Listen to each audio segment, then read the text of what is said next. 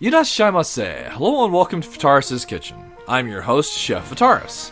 It's time once again for Shoot 'em Up Saturday, and on the menu this Saturday we have Dragon Blaze, another awesome Psikyo shoot 'em up recently released on the Nintendo Switch. What kind of taste will it have? Let's get cooking and find out. Dragon Blaze, originally released in 2000, is one of Psikyo's later shoot 'em ups. So the title also would be combined with Soul Divide and released on the PlayStation 2 in 2005 and as a standalone title in Europe. It never did receive a North American release. So what do we have here?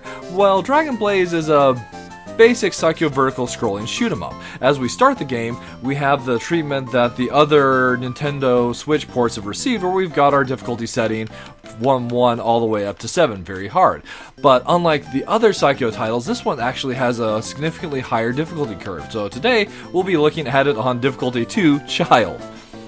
So we have 4 characters to choose from in this particular title. There's Quaid and his Fire Dragon, Sonia and her Aqua Dragon, Rob and his Thunder Dragon, and Ian and the Skull Dragon. We'll take a quick second to look at the characters real quick. So first we have Quaid and his Fire Dragon.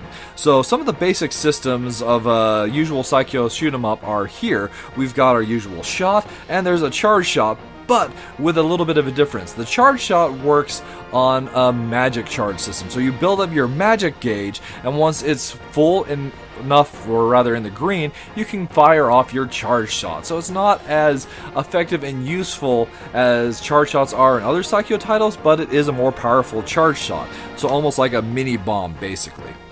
But in addition to that, as you level up your shots, each character goes and gets an additional projectile. So Quaid, for example, will be firing lances by the time he's at full power. And his charge shot is actually a fire lance barrage, which is really neat. But then we get to one of the really unique and interesting elements of Dragon Blaze. Well, maybe not necessarily unique, as it's kind of ripping off the R-Type 4 system. But what you can go and do is you can go and fire your dragon forward, dealing a pierce attack that has really heavy damage. And after that, the dragon will hold that position and continue to fire, acting as a satellite weapon. You can still move around your main character, you'll just be a little bit weaker. So the dragon itself also has a charge attack. So for Quaid, it's the flamethrower. And then each character, of course, has a bomb. And the bomb here is an awesome firestorm.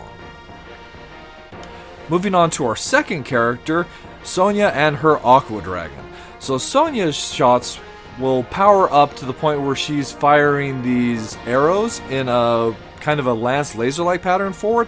It's a really neat effect and one of the best out of the game in my opinion.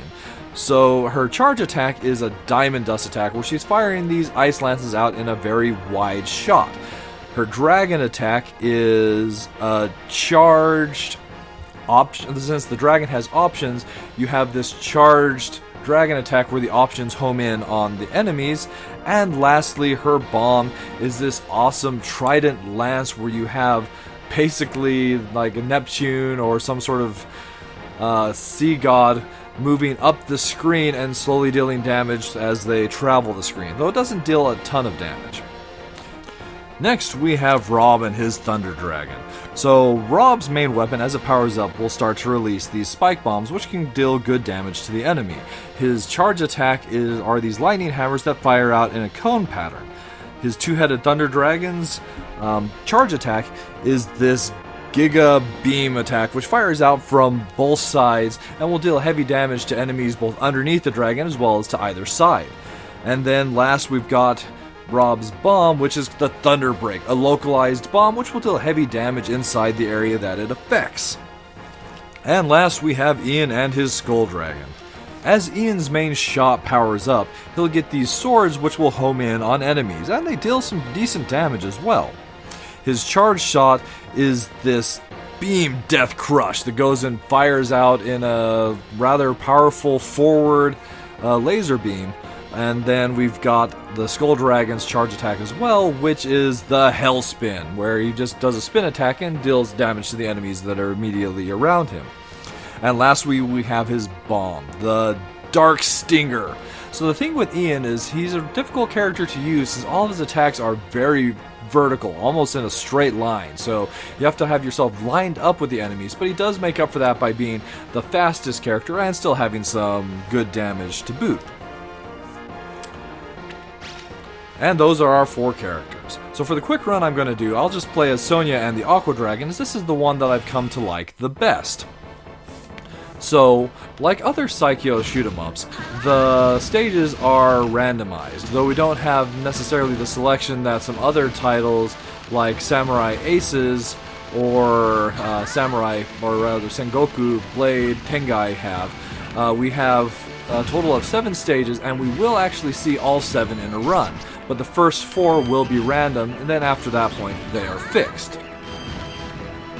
So let's talk a little bit about the scoring elements. So as the enemies are defeated, most enemies, especially those on the ground, will drop coins. However, they're silver coins, which are only worth 100 points. If you attack enemies with your dragon shoot attack, then you'll get gold coins, which are worth twice that value. So they're actually worth 200 points rather than just 100 points. It can make a huge difference in your score by the end of the run. Also, I'm not sure if I'll be able to pull it off with this boss or not, but each boss has at least 2 phases. And in the second phase of a boss, there's a point where we'll be able to score a technical finish on them.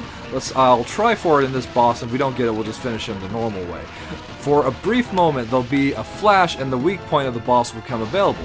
If you get in there, I was able to get it, and use your dragon shoot, you'll one-shot the boss and get a huge score bonus to boot. Then, like other Psikyo titles, you get a little cutscene between the stages, giving you a little bit of an insight into what kind of character you're playing with. So, in addition to having a rather standard power-up system, like Tengai, if you happen to come into physical contact with the enemies, you won't actually die, your weapon will power down. So only the bullets, which are all pink in this case for the enemies, will kill you. One thing to note also with the dragon shot is the dragon can and will pick up coins and power-ups that it happens to come into contact with. So you can use that to your advantage. The one problem that the dragon does has is the dragon shot is a really short-range attack. So it's a very risky gamble to get in there and deal a lot of damage, but in most situations it does pay off. So the stages are slightly longer than some other Psikyo titles, but they're still relatively on the short side. Being a later game, though, a 2000 title, I feel like the sprite work is really exceptional in this game. It's almost like they were kind of emulating that faux 3D look, really. I think it works pretty well. The explosions are satisfying, and then the enemies kind of will fall and sink from that position. We've got those beautiful crystals rotating. And that's basically what Dragon Blaze is. It's a title that I've actually been looking to cover for years, so I'm really excited to have it available on the Nintendo Switch. And like I said, especially with all these Psikyo titles being released, I feel like the Switch has become one of the best consoles in the modern gaming era for shoot-'em-up fans. That said, let's talk a little bit about the minus and plus flavors for Dragon Blaze. So, minus flavors. The difficulty in this one is spiked big time from the other Psikyo shoot-'em-ups. So I've been able to go and play without little problem the other ones on higher difficulty and not have any issues getting through the game itself. You know, towards the last couple stages they'll still get a little bit bullet helly, and like using unlimited continues is one of the few ways to get to the end, but I feel this one takes that to another level. Some characters do better. I've actually had the best luck playing as Rob,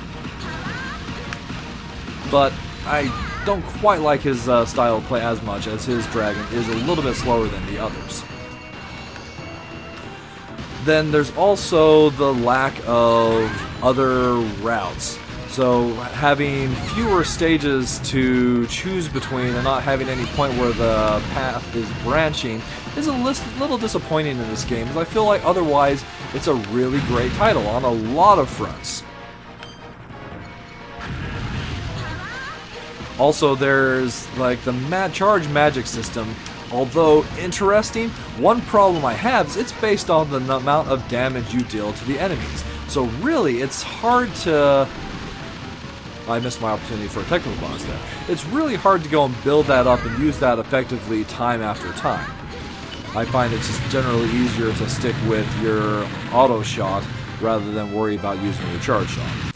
But on the plus flavor side, I really do like the whole dragon shoot system that they have in place here.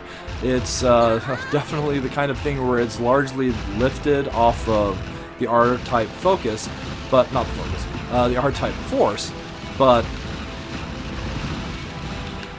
what the elements it adds as far as strategy definitely bring a unique twist to playing this particular title.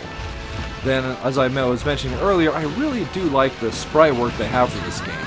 A lot of the sprites just look really clean, and even like I was mentioning, faux 3D.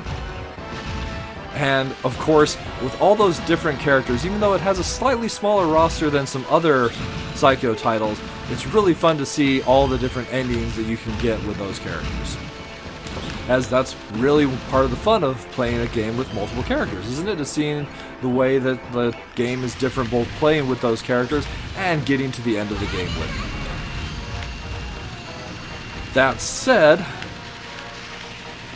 it's definitely a title where if you've played like the other Psikyo games, I feel that there are some better ones out there. This isn't necessarily the crowning jewel of their work, but it is a unique and interesting one, and at the $8 price point that is available on the Switch, it's worth giving a try. Alright, that'll just about wrap it up for this week's episode of Shoot 'em Up Saturday. Dragon Blaze served up for your enjoyment. Certainly a fine dish to sample, if not that unique in what it has to deliver. I want to thank you so much for coming out and joining me this week for Shoot 'em Up Saturday, and as always, I look forward to seeing you again next week.